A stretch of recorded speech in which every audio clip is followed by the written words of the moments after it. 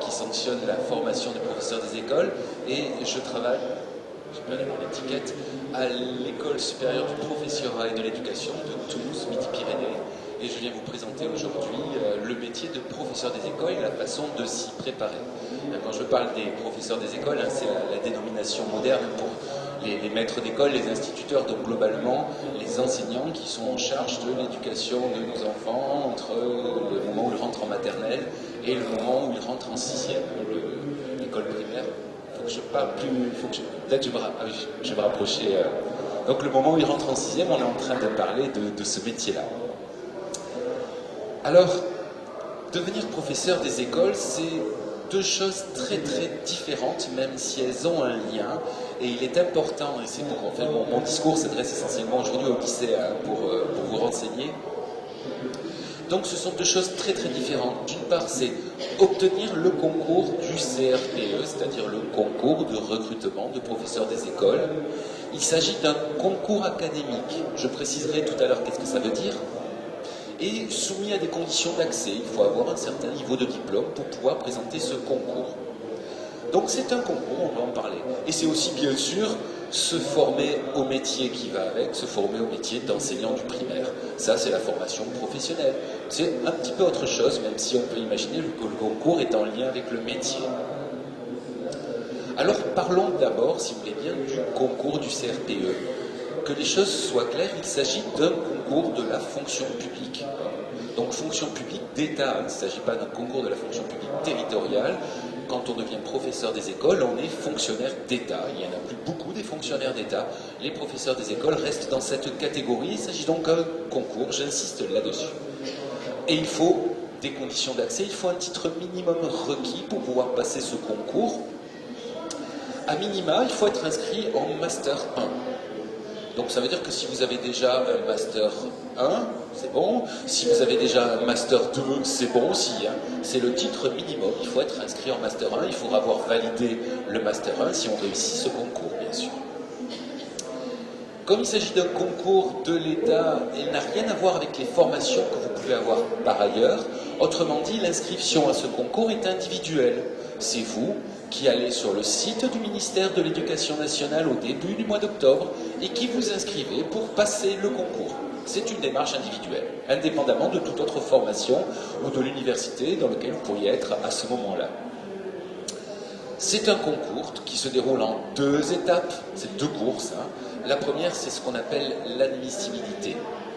Ce sont des épreuves écrites qui ont lieu au mois d'avril et qui sont un premier filtre, mais où tout le monde, tous les gens qui ont la moyenne, une certaine moyenne, vont être conservés.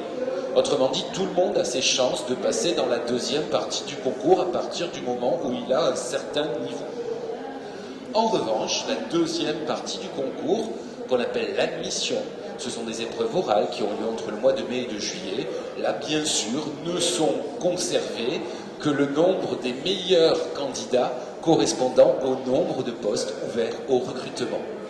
Pour l'année prochaine, c'est 13 000 postes qui sont ouverts au recrutement de professeurs des écoles en France. Je n'ai pas les chiffres pour l'année prochaine, mais j'ai les chiffres de l'année dernière. Pour cette année, on a recruté dans l'académie de Midi-Pyrénées à peu près 400 professeurs stagiaires. Donc c'est un concours, il y a quand même plusieurs centaines de places. Il faut que je vous dise aussi qu'il y a plusieurs milliers de candidats à ce concours. Mais il y a quand même un nombre important de places. Ce n'est pas anecdotique. Vous êtes informé des résultats entre le début et la mi-juillet de cette réussite au concours. Pour finir avec le concours, j'ai dit tout à l'heure qu'il s'agissait d'un concours académique. Qu'est-ce que ça veut dire? Ça veut dire qu'en fait, il existe, vous avez là inscrite sur cette carte de France, on n'est pas encore, pour les académies de l'éducation nationale, on n'est pas encore dans les grandes régions. Hein. Donc l'Occitanie est toujours, il y a bien une grande académie dont le siège est à Montpellier, mais pour le recrutement des professeurs des écoles et leur formation, on est toujours sur un fonctionnement de type régional. Autrement dit, l'ESPE de Midi-Pyrénées et l'ESPE de Montpellier sont les deux ESPE, mais elles sont pour l'instant non connectées. Donc quand je dis que le concours est régional, c'est que les postes sont ouverts au recrutement dans chacune des académies. Les 13 000 postes sont répartis dans chacune des académies, et quand vous présentez le concours, vous le présentez dans une académie, et pas une autre. Il n'y a qu'une seule académie qui fasse exception, et je vous laisserai imaginer pourquoi, c'est l'académie de Créteil. Créteil qui est une académie avec beaucoup de population qui augmente, d'énormes besoins d'enseignants, donc il y a tous les ans en général un concours exceptionnel qui permet à tous les candidats de France de passer le concours de Créteil. En revanche, pour tous les autres concours académiques, ils ont lieu précisément le même jour. Autrement dit, vous ne pouvez pas présenter le concours à Bordeaux pour être, par exemple, dans le département des Landes, ou présenter en même temps le concours à Toulouse pour être dans le département du Gers. Non, il faudra choisir les Landes ou le Gers. Et lorsque vous avez réussi le concours, et sous réserve que vous ayez validé une année de stage, vous serez titularisé fonctionnaire d'État dans un des départements de cette académie et pas un autre. Alors après, lequel, ça dépend de votre classement, vous l'aurez bien compris, il s'agit d'une course. Une dernière information sur les épreuves du CRPE, et après on parlera du métier peut-être. Il s'agit des deux niveaux d'épreuves. Une première épreuve, les épreuves écrites. Ce sont des épreuves qui concernent les deux disciplines principales enseignées à l'école primaire, le socle des apprentissages, le français et les mathématiques. Ce sont des épreuves écrites de français et de mathématiques. Pour devenir professeur des écoles, il faut maîtriser parfaitement le programme de français et de mathématiques jusqu'en 6e et en avoir une très bonne connaissance jusqu'en 3e. Autrement dit, je ne sais pas comment ça se passe actuellement pour vous au lycée, mais si vous êtes bon dans toutes les matières, c'est bien, il va falloir continuer à l'être. Parce que c'est ça, être professeur des écoles. On va en parler dans quelques minutes. Donc des épreuves qui sont de très très bon niveau et qui dépendent en fonction des académies. Hein. Le niveau de recrutement l'année dernière, le niveau de notes pour l'admissibilité était par exemple de 14 à Toulouse, là où il était à 10,5 à Créteil, pour vous montrer le... Donc des épreuves extrêmement sélectives. Il va falloir travailler pour se préparer à ce métier, à continuer à être très très bon en maths et en français, hein, dans les deux disciplines, alors qu'en général, après le bac, on a un petit peu tendance à se spécialiser dans une ou l'autre voie. Là, il faut rester polyvalent. Et les épreuves d'admission, le deuxième temps, ce sont des épreuves orales. 2 euros, une mise en situation professionnelle, un dossier qui porte sur une discipline que vous allez choisir, hein, l'histoire, la géographie, les sciences de la vie de la Terre, et aussi un entretien, un autre oral, qui porte sur l'éducation physique et sportive, très importante à l'école primaire, et la connaissance du système éducatif français. Donc un concours quand même bien exigeant. Néanmoins, ce concours très exigeant ne rend compte que de façon très partielle du métier de professeur des écoles. Parce qu'effectivement, devenir professeur des écoles, c'est aussi développer un certain nombre de compétences professionnelles dont le concours ne pourrait pas seul assurer qu'on les garantisse. Hein. Des compétences pour enseigner les disciplines à tous les niveaux de l'école primaire. Oui, il faut être bon en tout, on enseigne le français, les mathématiques, l'histoire et la géographie, les sciences expérimentales, les langues vivantes, les activités artistiques et manuelles, l'éducation physique. Et je rajouterai aussi le numérique maintenant, parce qu'on est au XXIe siècle.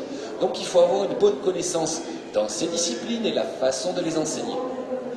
Il s'agit aussi d'enseigner dans une classe, hein, ça c'est plus des aspects pédagogiques, concevoir et organiser des situations où les élèves vont apprendre, créer des dynamiques dans la classe, parce que vous allez être confronté en tant qu'enseignant à des groupes d'élèves, développer les potentialités de chacun, pouvoir les évaluer, les accompagner, gérer sa classe, c'est pas toujours facile dans sa diversité.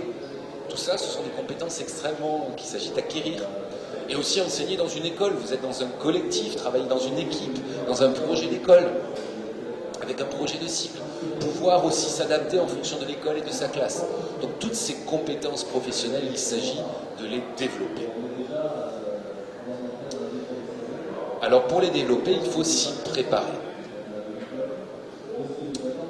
Alors d'abord, pour s'y préparer, il y a un métier pour se préparer à ça, c'est le master. Et le master, c'est un diplôme de bac plus 4. Donc je vais vous parler d'abord, puisque vous êtes lycéen, à ce qui va se passer entre le bac et le bac plus 4. Il y a 3 choses qu'on peut faire pour se préparer au métier de professeur des écoles après le bac. La première chose, c'est de se familiariser avec le monde de l'enfance. Hein. Devenir professeur des écoles, c'est choisir de passer sa vie entière, hein, probablement, si on aime son métier, de passer sa vie entière avec des groupes d'enfants. Il faut un peu aimer ça quand même. Et donc, c'est bien dès maintenant de se familiariser avec dans le champ de l'animation. Hein, vous avez beaucoup, on le BAFA, du périscolaire, et même du scolaire, hein, dans vos activités, qu'elles soient bénévoles ou salariées. Dès maintenant, si vous destinez à ce métier, je vous invite à conserver des traces de toute votre activité. Si vous êtes éducateur sportif avec des jeunes enfants dans un milieu associatif, ce sont des choses qui compteront au moment de prendre en compte votre motivation. Donc, prenez-le en compte. C'est aussi se préparer à avoir le diplôme requis pour pouvoir entrer à l'ESP. Autrement dit, valider un parcours universitaire de 3 ans, avoir une licence. Alors par rapport au diplôme, c'est préférentiellement une licence générale, hein, ce sont les licences générales qui préparent à la posture intellectuelle en vue des masters. Hein. Alors plutôt, mais là, rien que l'oblige, hein, plutôt une discipline qui est enseignée à l'école. Hein. La licence de droit éco-gestion, c'est très intéressant peut-être, mais après pour devenir professeur des écoles, on ne l'est pas vraiment enseigné. Hein, même si elle peut être abordée dans certains domaines. Mais bon. Donc plutôt une discipline enseignée à l'école ou une discipline, ce qu'on appelle des sciences humaines et sociales, hein, les sciences de l'éducation, la psychologie, la sociologie. Autrement dit, c'est ces disciplines qui essaient de comprendre comment fonctionne le monde social et le monde de l'enfance. Donc ça, et j'ai envie de vous dire, parce que vous allez avoir envie de me poser la question, quelle licence faire pour? Voilà, la licence que vous voulez. Après, il faudra être pluridisciplinaire, mais il n'y a pas de voie royale hein, en termes de licence pour pouvoir intégrer ensuite le professorat des écoles. C'est un peu la licence dont vous avez envie et qui vous permettra de rester un peu polyvalent. En revanche, parce qu'il n'y a pas de formation spécialisée au professorat des écoles avant le master, il y a quand même des unités d'enseignement associées à des diplômes, ce qu'on appelle les unités de pré-professionnalisation. On en trouvera à Toulouse-Jean Jaurès, on en trouvera à Paul Sabatiel, Université de Sciences, on en trouvera même au Centre universitaire de Champollion, à Albi. Donc effectivement, là où on trouve ces disciplines qui sont enseignées à l'école et aussi les disciplines des sciences humaines et sociales. Donc ce sont des unités que vous pourrez suivre pour renforcer votre motivation et vous préparer. Hein, vous le trouverez dans ces universités, vous pourrez vous y inscrire. Et c'est dans ce cadre-là aussi que vous pourrez faire des stages en école. Donc tout ça, c'est pour se préparer dans les 3 prochaines années.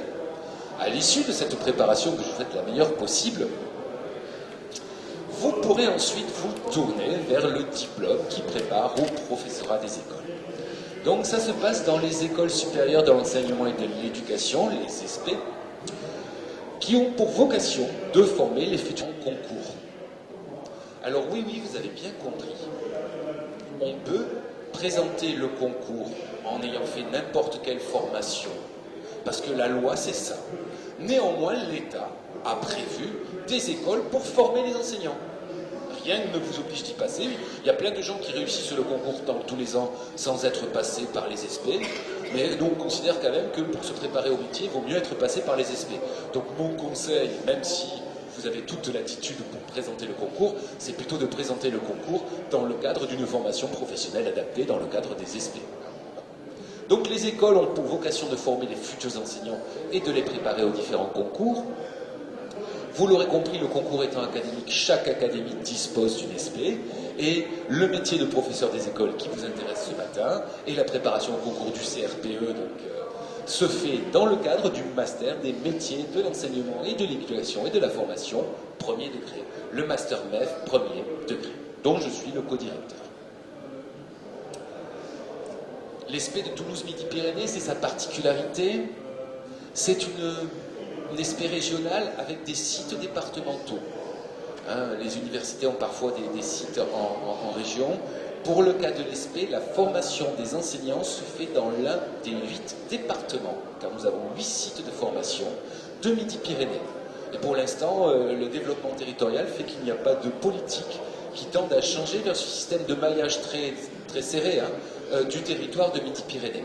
Ça veut dire concrètement, oui, que quand vous voudrez intégrer l'ESP de Midi-Pyrénées dans 4 ans maintenant, ou 3 ans, je ne sais plus comment il faut compter, vous serez intégré dans une des 8 SP de Midi-Pyrénées. Alors ça peut être commode pour certains, si vous êtes du Lot, d'être allé dans l'ESP du Lot, mais dans la majorité des cas, vous avez goûté les études supérieures à Toulouse, vous voulez y rester. Il faut bien imaginer que les places sont réparties sur l'ensemble des SP, que sur Toulouse, on a un nombre de places relativement limité. Donc penser sa formation à l'ESP, c'est aussi penser une mobilité du point de vue de la formation. Mais j'ai envie de vous dire que cette mobilité, vous la retrouverez à l'issue du concours. Quand vous aurez réussi le concours, en fonction de votre classement, vous serez affecté dans un département de l'académie. Si vous êtes très bien classé, ça sera le département que vous avez choisi. Si vous n'êtes pas bien classé, ça sera le département qui reste. Donc cette mobilité fait partie du métier. Je vous rappelle qu'il s'agit d'une mobilité académique à l'échelle d'une région. Il ne s'agit pas, comme pour les postes de l'enseignement du second degré, d'une mobilité nationale, où la majorité des jeunes collègues commencent tous leur carrière dans la grande région parisienne avant de pouvoir péniblement revenir au pays, comme on dit. Là, on est dans le pays, mais on est dans la région quand même. Alors bien sûr, la formation en Master MEF, c'est une formation extrêmement lourde. Je ne vais pas vous donner le détail parce que ce n'est pas ce que vous êtes venu chercher aujourd'hui. Juste les champs de formation. Alors il y a un champ, on va former tous les étudiants à une formation disciplinaire. Oui, il faut que vous soyez bon dans toutes les disciplines que vous allez enseigner, et transversales, parce que vous l'avez vu, ça repose sur des compétences de gestion de groupe, de prise en compte de l'hétérogénéité des élèves. On va vous former à ça. Bien sûr, on va vous former à enseigner les disciplines, une formation didactique. Mais aussi parce qu'on est en master et qu'il faut réfléchir à un niveau quand même relativement élevé, une formation par et à la recherche. Donc la rédaction d'un mémoire de recherche, on est en master. Tous les étudiants font ça. Après, on a des formations plus ou moins spécifiques en fonction de vos parcours. Pour les étudiants qui vont rentrer en Master 1 chez nous, ou les étudiants qui vont rentrer en Master 1 qui vont louper le concours, et donc qui vont quand même réussir la première année, qui vont rentrer en Master E et à qui on reprépare le concours. Donc ces étudiants, vous avez 2 chances de passer le concours quand vous êtes à l'ESP, en Master 1 et en Master 2, on vous accompagne 2 années consécutives. Donc là, forcément, une formation professionnelle avec des stages d'accompagnement, vous êtes en classe avec des enseignants, et aussi une préparation au concours, on vous prépare au concours. Et pour ceux qui ont réussi le concours, donc les stagiaires, en plus une formation professionnelle en lien avec le lieu du stage. Quand vous êtes en stage, l'année de stage, vous êtes 2 jours et demi en classe et 2 jours et demi en formation à l'ESP. Ça dure toute l'année. Oui, oui, vous êtes payé à temps complet pour être en classe à mi-temps, et en temps de formation, c'est une année extrêmement chargée.